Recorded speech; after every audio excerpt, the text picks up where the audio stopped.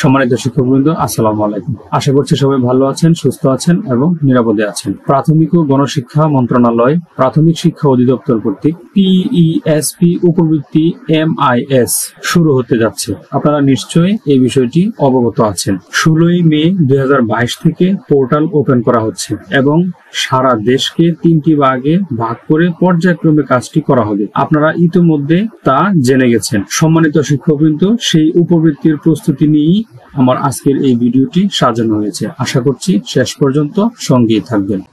চলে যাচ্ছি মূল টিউটোরিয়ালে যাবার আগে বলছি, যদি আপনি আমার চ্যানেলে নতুন হয়ে থাকেন বা চ্যানেল সাবস্ক্রাইব বাটনটা কিন্তু সাবস্ক্রাইব করে পরবর্তী ভিডিও দেখার জন্য সঙ্গেই থাকুন।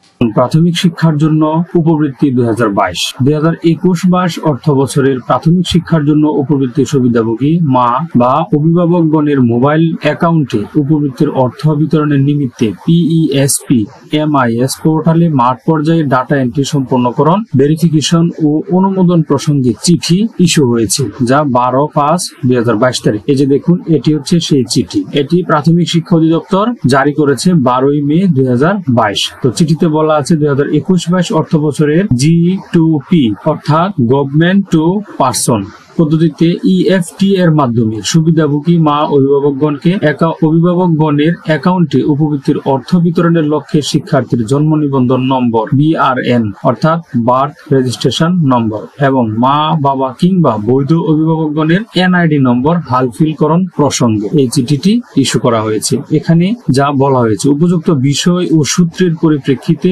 জানানো যাচ্ছে যে G2P অর্থাৎ গভর্নমেন্ট টু পারসন পদ্ধতিতে EFT এর মাধ্যমে 2021-22 অর্থ বছরের উপবৃত্তির অর্থ সুবিধাভোগী মা বাবা কিংবা বৈধ অভিভাবকগণের মোবাইল অ্যাকাউন্টে বিতরণের জন্য অর্থ মন্ত্রণালয়ের অর্থ বিভাগের IBAS++ ও BACS অর্থ বছর শেষে ও BACS স্কিম এবং সহায়তায় প্রস্তুতকৃত PESP MIS পোর্টালে নির্ধারিত 11টি উপজেলার ডাটা এন্ট্রির পাইলটিং কার্যক্রম প্রায় শেষ পর্যায়ে। চলতি অর্থ বছরের শেষ পর্যায়ে বিদায় অন্যান্য সকল উপজেলার শিক্ষার্থীদের হালনাগাদ তথ্য PESP MIS পোর্টালে এন্ট্রির কাজ দ্রুততার সাথে সম্পাদন ও সকল সুবিধাভোগীদের নিকট উপবৃত্তির অর্থ জরুরি ভিত্তিতে বিতরণের নির্দেশনা রয়েছে।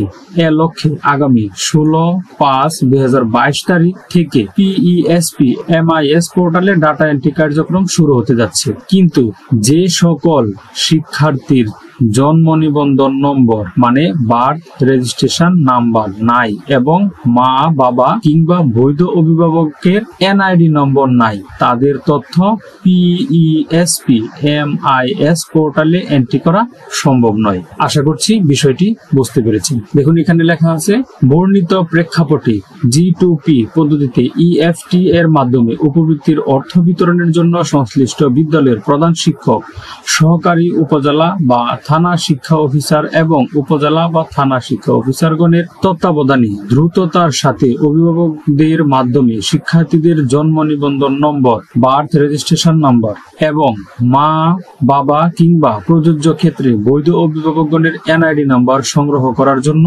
অনুরোধ করা হলো। বিষয়টি অতীব জরুরি। এটি হচ্ছে প্রথম চিঠিটি। আরেকটি চিঠি আছে, আমরা দেখব সেই চিঠিটি।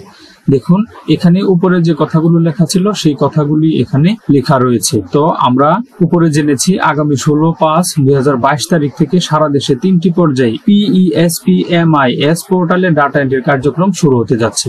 তো ডাটা এন্ট্রির যে 3টি পর্যায় মানে সারা দেশকে যে 3টি পর্যায়ে ভাগ করে ডাটা এন্ট্রির কাজটি সম্পন্ন করা হবে, এই সম্পর্কিত আরেকটি চিঠি আছে। আমরা এখন সেই চিঠি দেখব। তার আগে দেখে নেই কোন বিভাগে কবে থেকে কবে কাজটি করা হচ্ছে। এখানে দেখুন দেয়া আছে ঢাকা, ময়মনসিংহ ও বরিশাল বিভাগ 16/5/2022 থেকে 22/5/2022 পর্যন্ত। আবার রাজশাহী, খুলনা ও রংপুর বিভাগে 23/5/2022 থেকে 29/5/2022 পর্যন্ত। চট্টগ্রাম ও সিলেট বিভাগে 30/5/2022 থেকে 5/6/2022 পর্যন্ত। এটি হচ্ছে উপবৃত্তি পোর্টালের লিংক।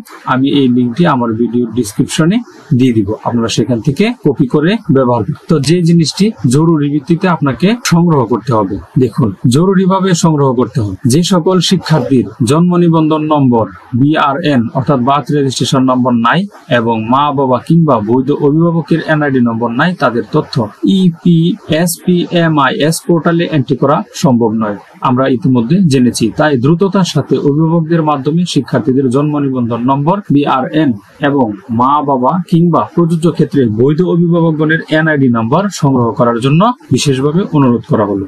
আমরা এখন যে দ্বিতীয় চিঠিটি রয়েছে সেই চিঠিটি দেখিনি। দেখুন এখানে সেই চিঠিটিও রয়েছে। এই চিঠির বিষয় হচ্ছে G2P পেমেন্ট সিস্টেমের রাজস্ব ব্যবস্থাপনায় 2021-22 অর্থ বছরের প্রাথমিক শিক্ষার জন্য উপবৃত্তির সুবিধাভোগী মা অভিভাবকগণের মোবাইল অ্যাকাউন্ট উপবৃত্তির অর্থ বিতরণের নিমিত্তে অর্থ বিভাগে BACS এবং আইবাস প্লাস প্লাস স্কিম কর্তৃক প্রস্তুতকৃত PESPMIS পোর্টালে মাঠ পর্যায়ে ডাটা এন্ট্রি সম্পন্নকরণ, ভেরিফিকেশন ও অনুমোদন প্রসঙ্গিক। ঠিক আছে, তো দেখুন এখানে যে সারা দেশকে 3টি ভাগে ভাগ করে কাজটি সম্পন্ন করা হবে, এটি হচ্ছে সেই চিঠি এখানে উল্লেখ করা আছে। তো আমরা এবার চলে যাচ্ছি PESP উপবৃত্তি MIS তথ্য এন্ট্রির জন্য যা জানা জরুরি, যে বিষয়গুলো আপনাকে অবশ্যই জানতে হবে। দেখুন, 1. এন্ট্রি দিতে হবে বাংলায়। 2. সুবিধাভোগী হবে মা। 3. মায়ের NID দিয়ে সিম রেজিস্ট্রেশন করতে হবে। 4. নির্ধারিত সময়ের মধ্যেই কাজ শেষ করতে হবে। 5. শিক্ষার্থীর মোট ভাই বোনের সংখ্যা লাগবে। 6. জন্ম নিবন্ধন অবশ্যই অনলাইনে হতে হবে। 7. মা বাবা দুজনেরই NID থাকতে হবে। 8.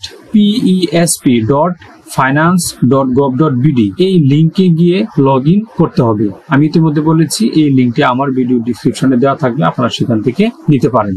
9. ইউজার আইডি হবে প্রধান শিক্ষকের মোবাইল নাম্বার। 10.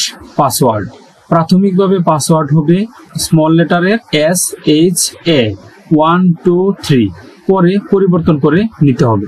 অর্থাৎ ডিফল্ট হিসাবে এই পাসওয়ার্ডটি আপনি ব্যবহার করবেন এবং ব্যবহারের সাথে সাথে আপনি পোর্টালে প্রবেশ করে আপনার পাসওয়ার্ডটি আপনার মতো করে সাজিয়ে নেবেন এবং আপনার মতো করে পরিবর্তন করে নেবেন, এবং যেই পাসওয়ার্ডটি আপনি পরিবর্তন করে ওইখানে দিবেন সেটি আপনার ডায়েরিতে লিখে রাখবেন, পরবর্তীতে এটি আপনার কাজে লাগবে। 11. একই আইডি দিয়ে একসাথে একাধিক ব্যক্তি লগ ইন করতে পারবে। এটি খুবই সুন্দর হয়েছে। আগে যে আমরা উপবৃত্তির কাজ করেছি সেখানে একাধিক ব্যক্তি একসাথে লগ ইন করে কাজ করা যেত না, এখন কিন্তু এখানে একাধিক ব্যক্তি লগ ইন করে কাজ করা যাচ্ছে। 12. 2021 সালে শিক্ষার্থীদের তথ্য এন্ট্রি দিতে হবে। 13. একজন অভিভাবক সর্বোচ্চ 2 জন শিক্ষার্থীর উপবৃত্তির টাকা পাবেন। 14. বাবা মা দুজনেরই মোবাইল নাম্বার লাগবে। আমি এখানে একটি কথা বলতে ভুলে গেছি, পাসওয়ার্ডের ক্ষেত্রে পাসওয়ার্ড দিতে হবে 6 ডিজিটের। 6 ডিজিটের কম হলে হবে না, 6 ডিজিটের বেশি হলে সমস্যা নেই। আশা করছি বিষয়টি বুঝতে পেরেছেন। তো ধন্যবাদ, আজ এ পর্যন্তই। পরবর্তী ভিডিও দেখার জন্য চ্যানেলটি সাবস্ক্রাইব করে পাশে থাকা বেল বাটনটি অন করে রাখবেন। সর্বপ্রথম সবার আগে আপডেট ভিডিওগুলো আপনি পেয়ে যাবেন। ভালো থাকবেন, সুস্থ থাকবেন এবং নিরাপদে থাকবেন। ধন্যবাদ সবাইকে।